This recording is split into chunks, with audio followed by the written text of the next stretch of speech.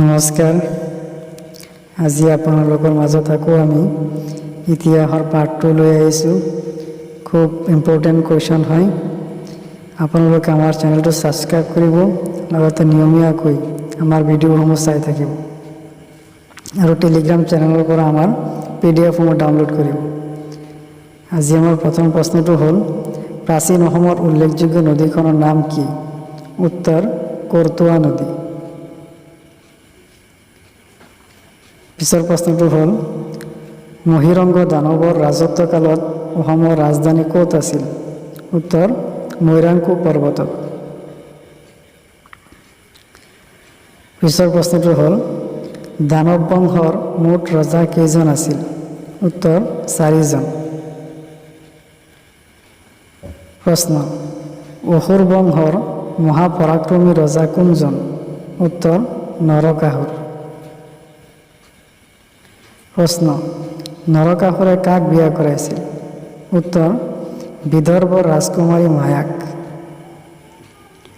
প্ৰশ্ন, দানৱ আৰু অসুৰ বংশৰ শেষৰজন ৰজা কোন আছিল? উত্তৰ বজ্ৰদত্ত।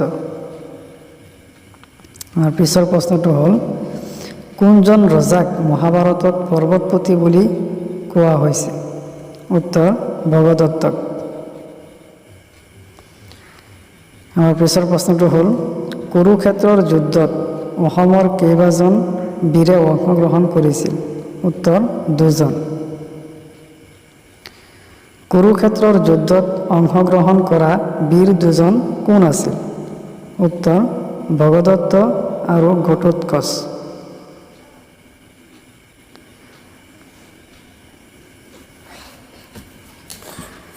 প্ৰশ্ন, বাণ ৰজা কাৰ পুত্ৰ আছিল? উত্তৰ প্ৰখ্যাত ৰজা মহাদানী বলিৰ। প্ৰশ্ন, বিদৰ্ভ ৰাজ্যৰ ৰজা কোন আছিল? উত্তৰ ভীষ্মক আৰু ৰুক্মিণী। প্ৰশ্ন, ৰুক্মিণী কোন আছিল? উত্তৰ ভীষ্মক ৰজাৰ কন্যা আছিল।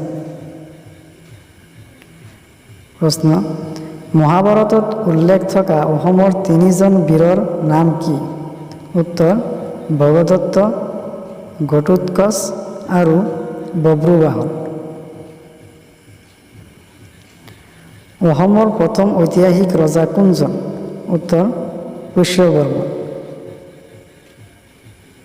প্ৰশ্ন, পুষ্যবৰ্মনে কি উপাধি গ্ৰহণ কৰিছিল?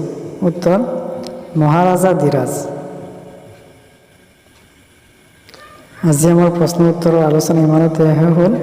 আপোনালোকে আমাৰ চেনেলটো ছাবস্ক্ৰাইব কৰিব, লগতে টেলিগ্ৰাম চেনেলৰ পৰা PDF-সমূহ ডাউনলোড কৰি ল'ব।